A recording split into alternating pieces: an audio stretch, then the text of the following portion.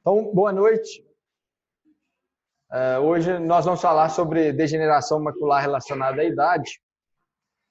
É uma doença extremamente prevalente, principalmente no consultório do retinólogo, é muito comum. Vocês que estão fazendo o fellow, a subespecialidade de retina, vocês vão ter muito contato com a degeneração macular relacionada à idade. E trata-se de uma doença macular crônica, de acometimento tardio e multifatorial, vai acometer indivíduos geneticamente predispostos e vai depender da interação de fatores genéticos e ambientais. O fator ambiental mais importante, mais associado com a degeneração macular relacionada à idade, é o tabagismo. É uma doença que tem um tremendo impacto na qualidade de vida do paciente, principalmente as formas avançadas da doença. Essa é uma animação do aparelho Califórnia, onde a gente consegue observar bem ali a região da mácula. Essa mácula tem algumas drusas e a gente iria classificar essa degeneração macular relacionada à idade como uma forma intermediária. Nós vamos ver isso mais para frente. Então, a mácula ela é uma região da retina que tem uma pigmentação alterada, então mácula vem de mancha. Então, nos estudos cadavéricos, observava-se uma região na retina onde havia uma coloração diferente, por isso denominou-se mácula. Ela tem essa coloração alaranjada em decorrência, principalmente, da presença de luteína e zeaxantina. A luteína e a zeaxantina, elas têm um efeito protetor físico, filtrando os raios ultravioletas potencialmente nocivos que possam chegar e acometer os fotoreceptores que estão nessa porção externa, além de ter um efeito protetor químico pela ação antioxidante. Então, a luteína e a zeaxantina, elas se concentram mais na porção interna da retina, elas vão agir com um efeito barreira, impedindo a passagem de fótons de luz potencialmente nociva, e além disso vai ter o efeito antioxidante, protegendo aquela região, protegendo o fotoreceptor contra radicais livres. Estudos mostram que, ao aumentarmos a ingesta de luteína e zeaxantina, a concentração sérica de luteína e zeaxantina também aumenta. Isso poderia, inclusive, aumentar a concentração da luteína e zeaxantina na região da mácula e potencialmente proteger esse paciente contra alterações degenerativas da degeneração macular relacionada à idade. Aqui, para a gente fazer uma revisão da vascularização da retina, à esquerda, um desenho esquemático aqui da vascularização da retina. Percebam que a porção externa da retina, onde está o fotoreceptor e o epitélio pigmentado da retina, ela é nutrida principalmente pela coroide, os vasos coroidianos, que estão externos à retina. E a porção interna da retina pelas artérias e veias retinianas, arteríolas e veias retinianas. Então, o fotoreceptor, que é aquela célula que vai receber o estímulo luminoso, transformar em estímulo elétrico e mandar para o sistema nervoso central para a gente realmente identificar e perceber as imagens, ele é nutrido pela coroide. Então, toda a nutrição do fotoreceptor vem da coroide e todos os metabólitos que o fotoreceptor vai excretar vai passar pelo epitélio pigmentar retiniano, membrana de Bruch, e vai ser eliminado na circulação da coroide. Portanto, é importante que epitélio pigmentar retiniano e membrana de Bruch estejam funcionantes e permitam a passagem de nutrientes da coroide para o fotoreceptor, para que o fotoreceptor seja bem nutrido, e permita a eliminação de metabólitos produzidos no fotoreceptor para que eles não se acumulem nessa região e não sejam tóxicos para os fotoreceptores. Então, essa região tem que permitir a passagem dos metabólitos, a eliminação desses metabólitos de forma adequada na coroide.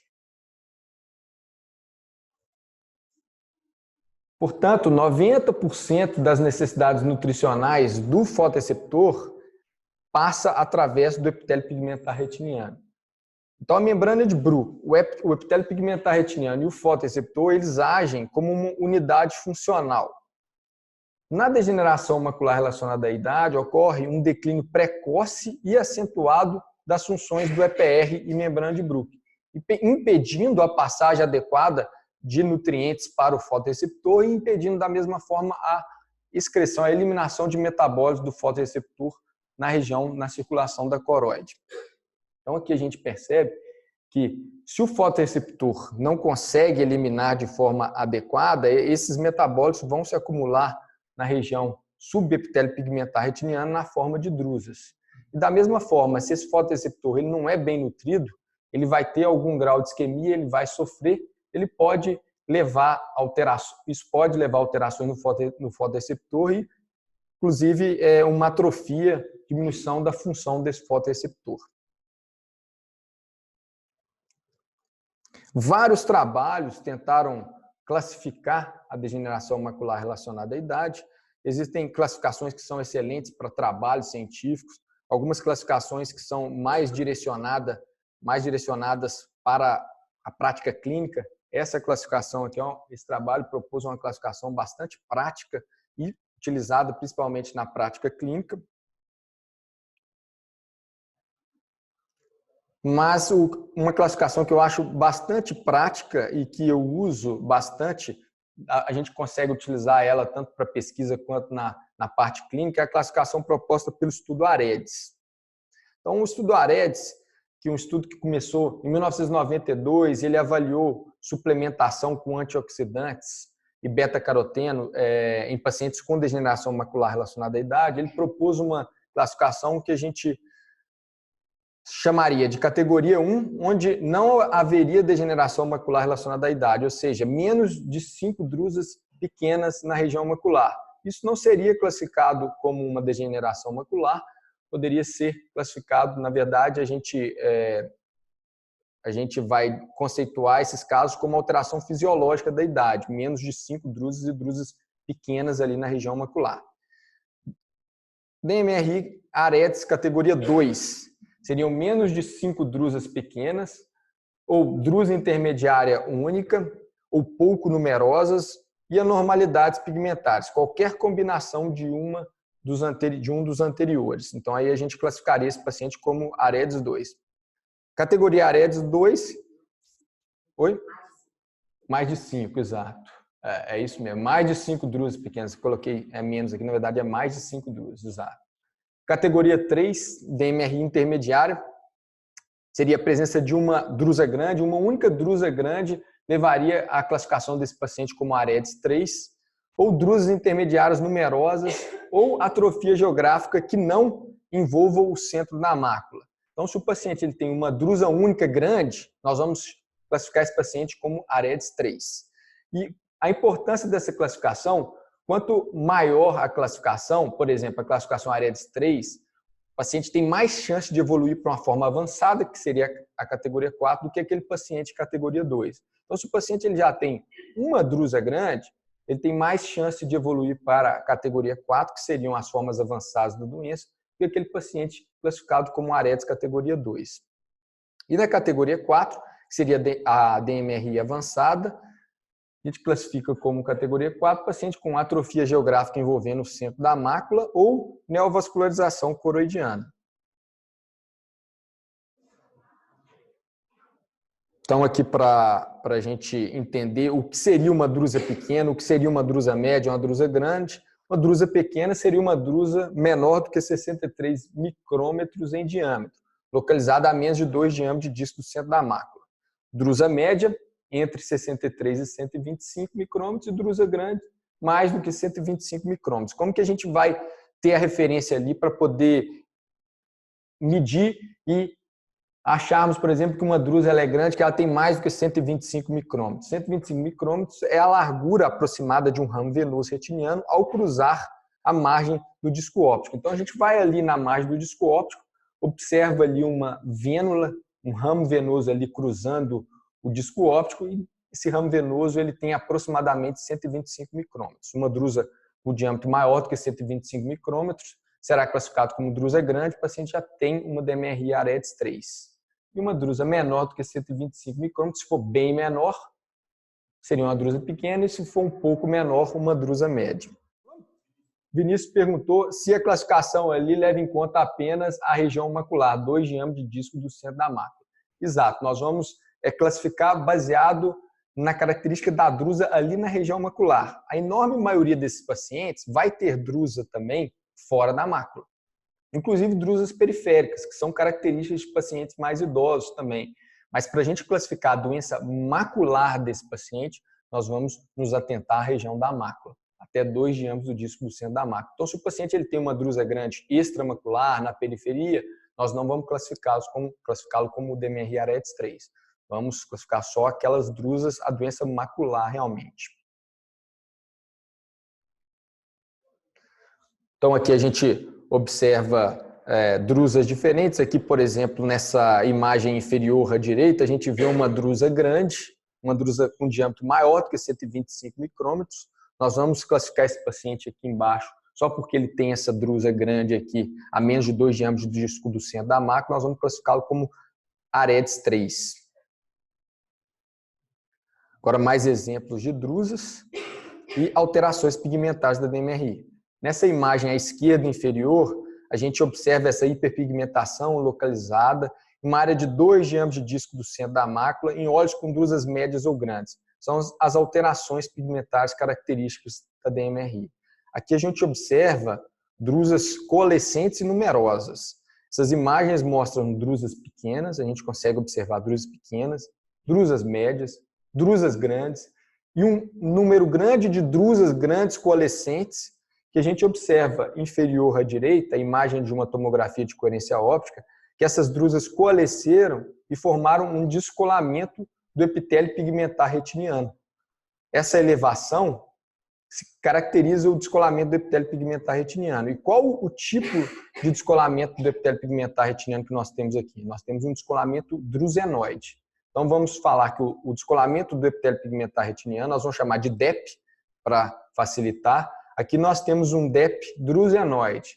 Ele é típico, ele tem essa ondulação típica, a gente fala que é um DEP em corcova, e observem que não tem sinal nenhum de exudação nesse paciente. E muitas vezes é difícil o diagnóstico e a gente tem que fazer o diagnóstico diferencial entre uma mácula com exudação e uma mácula onde não há exudação, tem apenas essas drusas grandes, coalescentes, com esse DEP drusenoide. É claro que esse paciente ele tem uma chance elevada, uma chance grande de evoluir para uma forma avançada, neovascular, mas no momento ele tem apenas drusas grandes, coalescentes, que formaram o descolamento do epitélio pigmentar, um DEP drusenoide.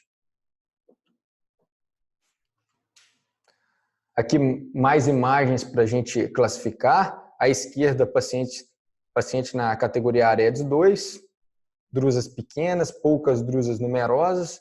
Acima à direita, paciente AREDS categoria 3, tem uma drusa grande, basta uma drusa grande para a gente classificar esse paciente como AREDS 3. E embaixo à esquerda a gente observa nesse paciente numerosas drusas pequenas, médias e grandes. Vamos classificar esse paciente como AREDS 3.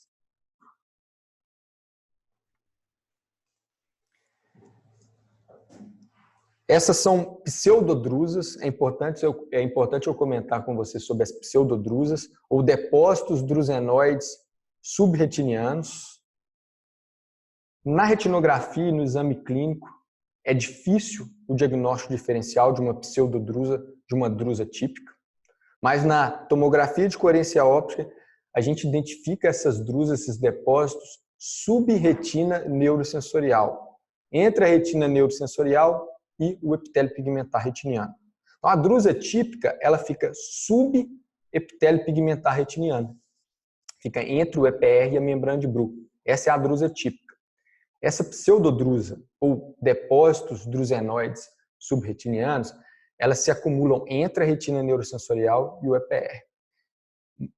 Muitas vezes, difícil de fazer o diagnóstico no exame clínico, como eu disse, na biomicroscopia de fundo, a gente vai precisar do OCT, mas é um fenótipo da DMRI importante porque tem relação com sensibilidade macular diminuída. Então, até comentei na aula de catarata, de avaliação do paciente pré-operatório de catarata, que esse paciente, às vezes ele é classificado como uma DMRI inicial, ele opera a catarata, um sucesso na cirurgia, uma cirurgia sem complicação, mas às vezes depois no pós-operatório ele tem uma visão subótima, uma visão 20/25, 20/30, e a gente vai avaliar a função desse paciente está diminuída e ele tem essas pseudodrusas, esses depósitos drusenoides subretinianos. Também associado com evolução para as formas avançadas da DMRI. E aqui imagens das drusas cuticulares, que são drusas de aparecimento em idade mais precoce que na DMRI, e esses pacientes eles têm um risco aumentado de degeneração macular relacionada à idade ao longo da idade do desenvolvimento deles. Então, na angiografia fluorescênica, essas drusas têm o aspecto de céu estrelado, então a gente faz a angiografia desse paciente e a gente identifica inúmeras lesões puntiformes, hiperfluorescentes, aspecto de céu estrelado, e na tomografia de coerência óptica, o aspecto de dentes de serra. Então, são elevações abruptas do EPR, onde ficam essas drupas, então, aspecto de serra, de dente de serra.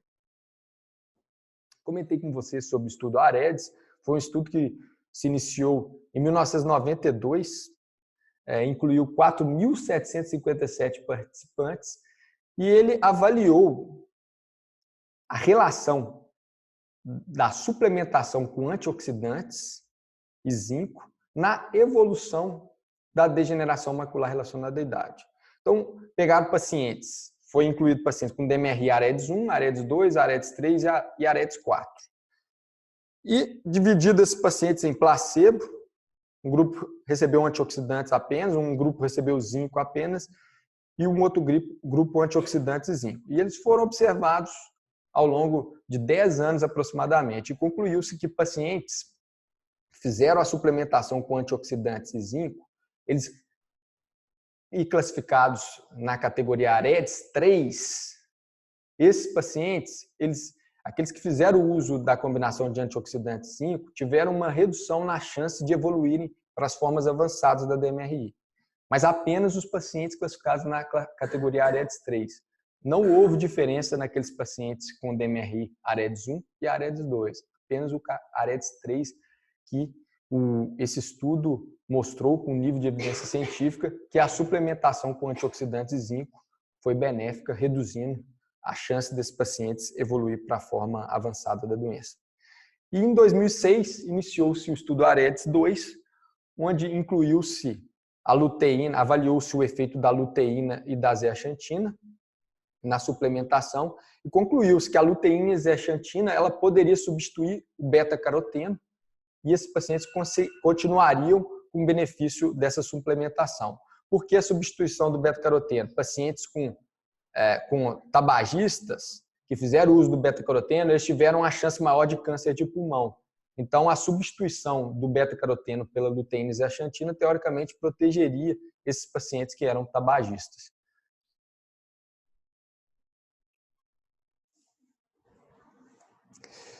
E a gente comentando aqui sobre as formas avançadas da DMRI, quais são essas formas avançadas? Acima à direita, a gente identifica a atrofia geográfica como uma forma avançada da DMRI e a outra forma avançada da DMRI, a DMRI neovascular. Forma seca e forma úmida.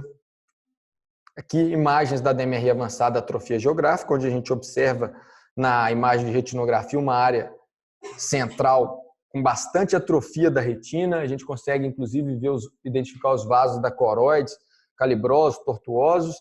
E na tomografia de coerência óptica desse paciente, a gente observa na região central da mácula ali uma atrofia tremenda do epitélio pigmentar retiniano e uma atrofia do fotorreceptor. Observam que a degeneração macular relacionada à idade é uma doença que comete a porção externa da retina, fotorreceptor. Ocorre um déficit de nutrição, uma isquemia, da porção externa da retina. Diferente da fisiopatologia da retinopatia diabética. Na retinopatia diabética, o acometimento são dos capilares retinianos. São os capilares retinianos que estão isquêmicos, ocluídos. Então, o edema vem a partir da oclusão desses capilares retinianos. A isquemia é na superfície interna da retina. A liberação de neovasos vai agir ali, promovendo a formação de neovasos, tecido fibrovascular que vai tracionar a retina na porção interna. Aqui não. Aqui a fisiopatologia envolve acometimento da porção externa da retina, principalmente fotorreceptor e epitélio pigmentar retiniano. E a forma atrófica vai cursar, ela é característica pela atrofia, ela é caracterizada pela atrofia do epitélio pigmentar retiniano e atrofia do fotorreceptor. Aqui mais imagens de atrofia geográfica, os vasos da coroide calibrosos, bem nítidos aqui. Por que eles estão nítidos? O fotorreceptor está atrófico, então isso permite a identificação dos vasos da coroide. Vou conseguir identificar bem os vasos da coroide porque não existe o efeito ali do EPR bloqueando o vaso da coroide. E a outra forma avançada do DMRI é a DMRI neovascular, onde é característico a angiogênese na região macular, com liberação de fatores de crescimento, VEGF principalmente, onde há formação de neovasos disfuncionais. Esses neovasos eles são formados de forma rápida, então eles não têm a parede funcionando de forma adequada, e a partir desses neovasos extravasa líquido, eles podem romper facilmente. Quando extravasa líquido, esse vaso, esse líquido pode acumular subepitélio pigmentar retiniano, causando um descolamento do epitélio pigmentar retiniano. Esse líquido ele pode passar também para a intimidade da retina, para o estroma da retina e causar o edema retiniano. Isso tudo vai alterar a arquitetura retiniana e, consequentemente, alterar a visão. O paciente vai ter queixa de metamorfopsia, baixa de visão. Então, o que acontece é um déficit da nutrição do fotorreceptor. Essa retina externa isquêmica vai promover a liberação de fatores pró-angiogênicos. O fator pró-angiogênico mais importante é o VEGF, e esse VEGF vai agir promovendo a formação de neovasos subretinianos, neovasos na região da coroide aqui. Qual é a intenção desse neovaso? A intenção é aumentar o fluxo sanguíneo ali, na tentativa de nutrir melhor essa retina externa isquêmica. Então, a intenção é muito boa, mas esse neovaso, como eu disse, a parede desse neovaso não funcionam bem, ela se rompe facilmente, causando hemorragias retinianas, hemorragias subretinianas, que é muito comum, é característico da DMRI neovascular, denota a atividade dessa membrana neovascular. Então, algo ali que foi promovido pelo organismo, pela natureza, para tentar compensar essa retina isquêmica, em alguns casos pode causar prejuízo, exudação na região da mácula, formação de tecido fibroso associado a essa exudação e, consequentemente, baixa de visão. A gente pode classificar essa neovascularização retiniana em neovascularização clássica, pela angiografia fluoresceínica, e neovascularização oculta. Então, aqui à esquerda, a gente observa imagens de angiografia fluoresceínica, onde mostram uma hiperfluorescência na região macular, secundária a uma membrana clássica. A membrana clássica ela tem bordas bem definidas desde o início do angiograma, e ao longo do exame essa exudação vai aumentando e essa borda vai ficando menos definida. A neovascularização oculta, a gente observa uma hiperfluorescência não homogênea, com bordas mal definidas e que vai se tornando maior em área e intensidade ao longo do angiograma. Normalmente, a neovascularização oculta corresponde a um neovaso subepitélio pigmentar retiniano. Então, são os neovasos tipo 1. E, normalmente, a neovascularização clássica ocorre quando esse neovaso ele rompeu o epitélio pigmentar retiniano. Então, a gente já tem uma membrana tipo 2. Por isso, essa membrana tipo 2 ela é mais nítida, ela fluoresce com bordas mais nítidas e somente nas fases mais tardias do exame essas bordas ficam mais borradas. Na neovascularização oculta, como esse neovaso ele está subepitélio pigmentar retiniano, a gente não consegue identificar ele bem. Então, a imagem é uma hiperfluorescência mais granular, puntiforme, não homogênea, diferente da neovascularização clássica. E com o advento da angiografia com endossenina verde, foi possível identificar dentro do grande grupo de DMR neovascular algumas afecções a alguns subtipos de DMRI com características típicas que nós vamos chamar de vasculopatia polipoidal coroidiana e proliferação angiomatosa retiniana. Esse trabalho a gente estudou pacientes com DMRI neovascular aqui no Brasil, e a gente observou que 22,2% dos pacientes que nós estudamos, que foram incluídos com DMRI exudativa, eles apresentavam o subtipo vasculopatia polipoidal coroidiana. E 9,2% desses pacientes apresentavam a proliferação angiomatose retiniana. Então, são relativamente comuns. A gente percebe que a polipoidal ela é muito mais comum em paciente asiático. Olha esse estudo do Maruco e colaboradores aqui, esse paciente japonês. Mais de 50% dos casos de DMRI nesse estudo foram de pacientes com vasculopatia polipoidal coroidiana. Então, é um subtipo muito comum na região, na população asiática. Vamos falar um pouquinho sobre a polipoidal. A polipoidal ela foi descrita em 82 por Iannuzzi e se caracteriza por lesões vasculares polipoidais subretinianas associadas a descolamento do epitélio pigmentar retiniano. É classificada como um subtipo de DMRI neovascular e caracterizada por rede vascular coroidiana com dilatações polipoidais. O exame padrão ouro para diagnóstico da polipoidal é a angiografia com endoscianina verde. E a polipoidal e a DMRI exudativa típica, elas apresentam polimorfismo genético semelhantes. Por isso, inclusive, ela é um dos fatores para a gente classificar a polipoidal como um subtipo de DMRI. A polipoidal, ela hoje é muito estudada dentro do espectro das neovasculopatias paquicoroidianas, proposto e estudado e um conceito que foi descrito por Freund e colaboradores. Então, é característico da polipoidal essa espessura da coroide aumentada.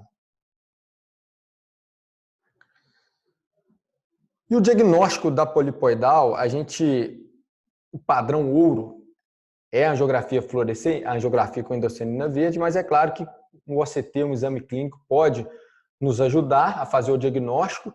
Inclusive, tem trabalhos propondo o diagnóstico não só com a angiografia com endoscianina verde, mas também pela tomografia de coerência óptica e pelo exame clínico.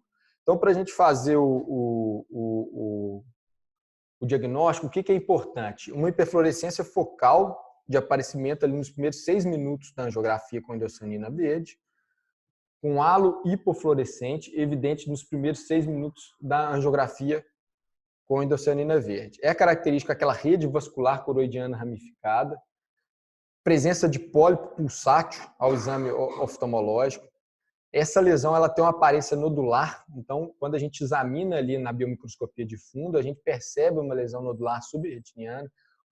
Essa lesão ela é alaranjada normalmente e é muito característico a hemorragia subretiniana e a hemorragia de grande monta. Então, num caso de uma hemorragia de grande monta maciça na região macular, pensar sempre no diagnóstico diferencial de vasculopatia polipoidal coroidiana. Então, aqui imagens que mostram casos de polipoidal, retinografia, aqui angiografia essa aqui é a angiografia fluorescênica.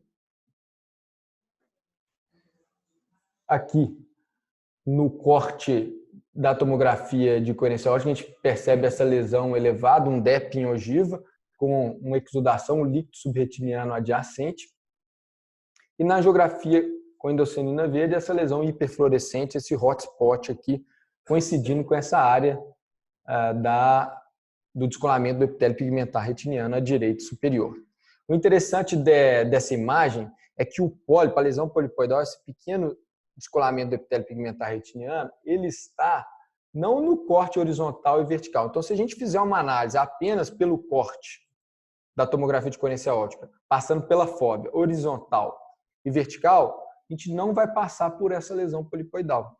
Mas a gente vai identificar aquela exudação aqui na região da mácula, tem líquido subretiniano, tem exudação ativa, mas a gente não vai identificar essa lesão polipoidal. Então, é importante, quando estivermos fazendo o exame da tomografia de coerência óptica, fazemos uma varredura por toda a extensão da mácula. Às vezes, a lesão polipoidal não está ali na fóvea. Ali na fóvea, a gente vai identificar o líquido subretiniano, nós vamos identificar exudação ali a partir daquele possível pólipo, mas muitas vezes o pólipo não está central, não está na fóvea. É importante a gente pegar e rastrear toda a região da mácula, desde a porção superior da mácula até lá embaixo, na tentativa de identificar uma possível lesão polipoidal ali, nos guiar, nos ajudar no diagnóstico.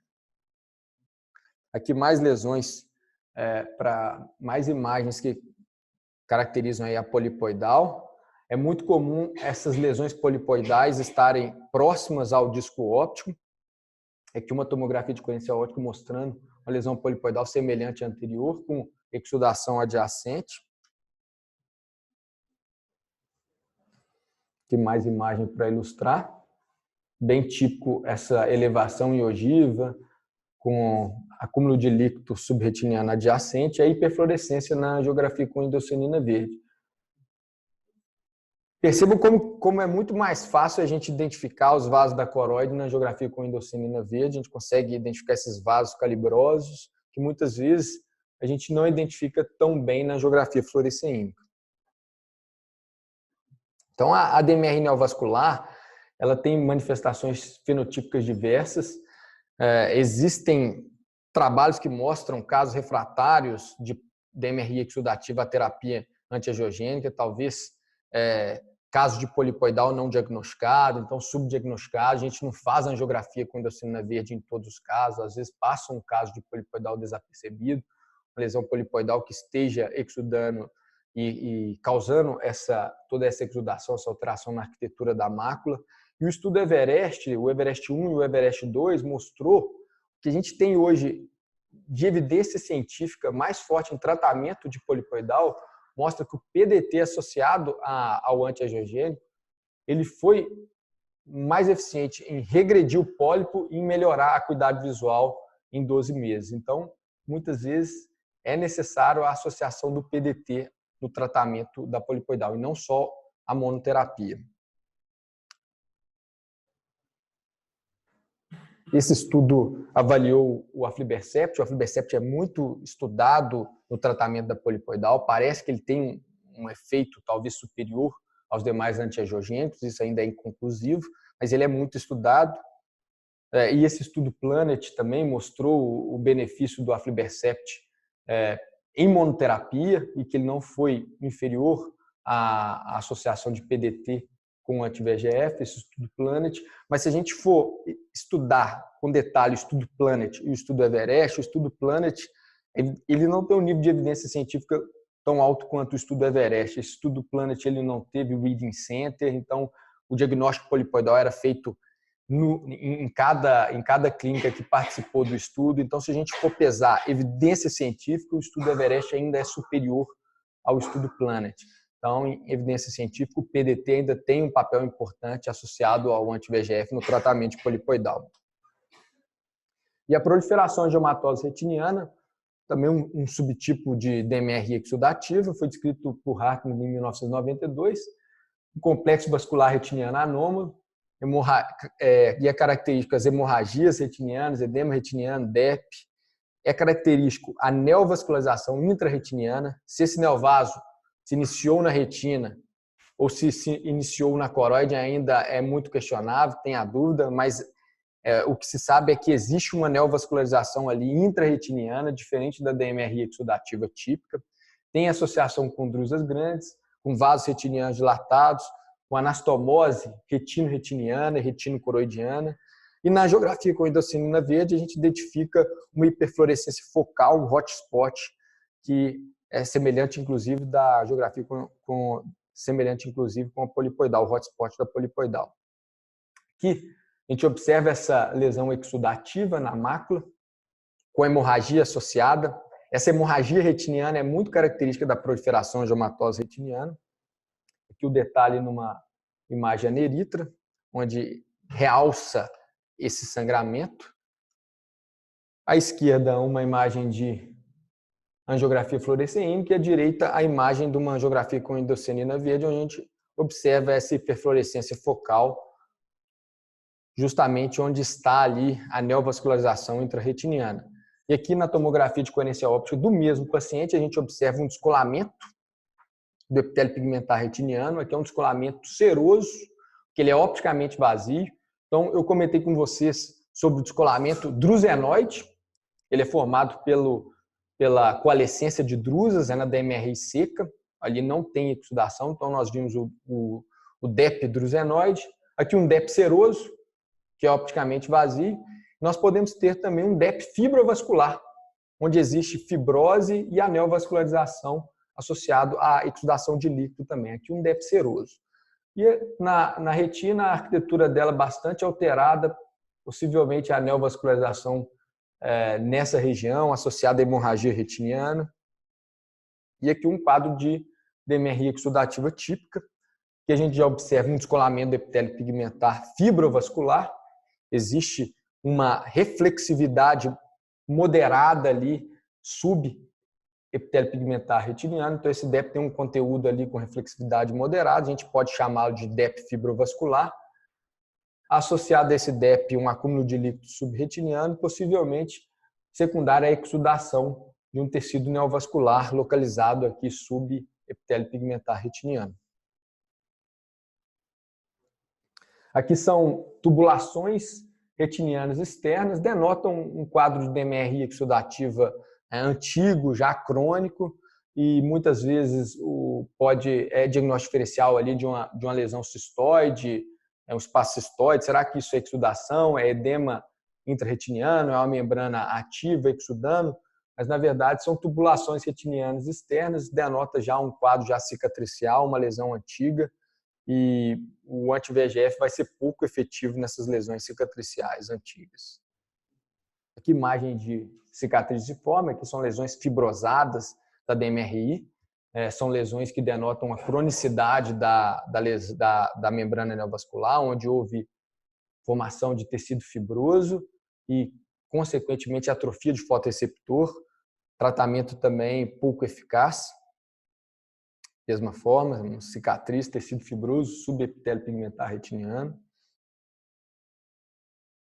E eu comentei com vocês aquela classificação em membrana tipo 1, tipo 2 e tipo 3, que é uma classificação proposta pelo grupo do Janus, né? O Cláudio, que teve com o Janus, conheceu pessoalmente o Freund, e eles pesquisam muito DMRI, o Freund ele propôs essa classificação em neovascularização tipo 1, que seria a neovascularização subepitélio pigmentar retiniano, a tipo 2, que seria um neovaso que rompeu o EPR, já está ali entre a retina neurosensorial e o epitélio pigmentar retiniano, e a neovascularização tipo 3, que seria aquele subtipo de DMRI que eu mostrei para vocês, que é a proliferação angiomatosa retiniana. Então, a neovascularização tipo 1, membrana tipo 1 na angiografia, eu comentei com vocês, a gente vai identificar e classificá-la como uma lesão oculta. Então, a gente não percebe aquela hiperfluorescência com bordas bem definidas desde o início do exame.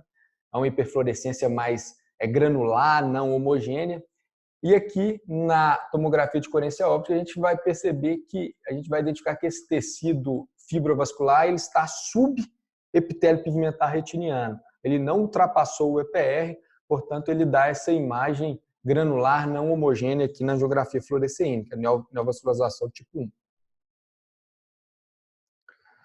Neovascularização tipo 2, comentei com vocês, na angiografia fluorescênica a gente vai identificar essa imagem com bordas bem definidas desde o início do angiograma, e ao longo do angiograma essas bordas vão ficando mal definidas por extravasamento, vazamento do contraste ali a partir dessa membrana neovascular.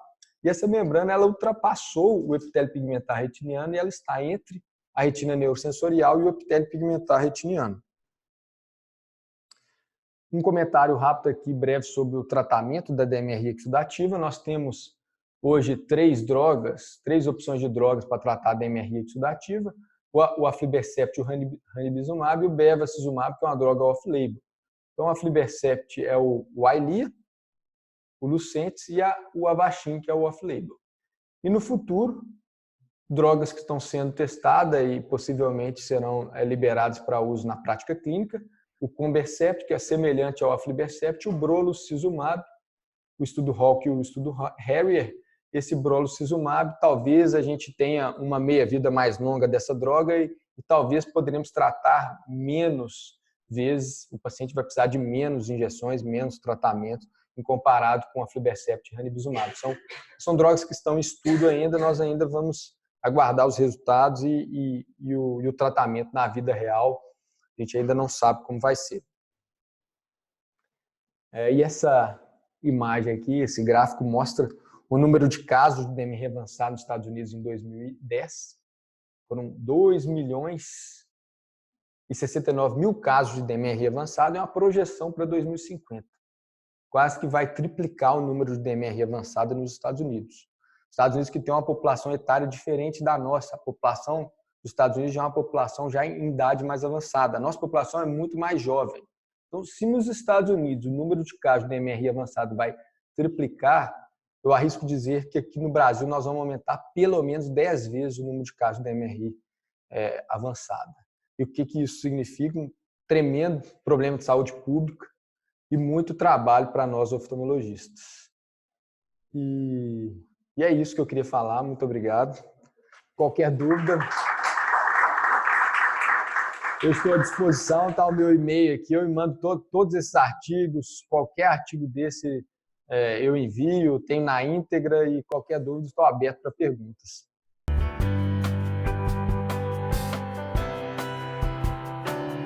Centro Oftalmológico de Minas Gerais, ampliando visões desde 1968.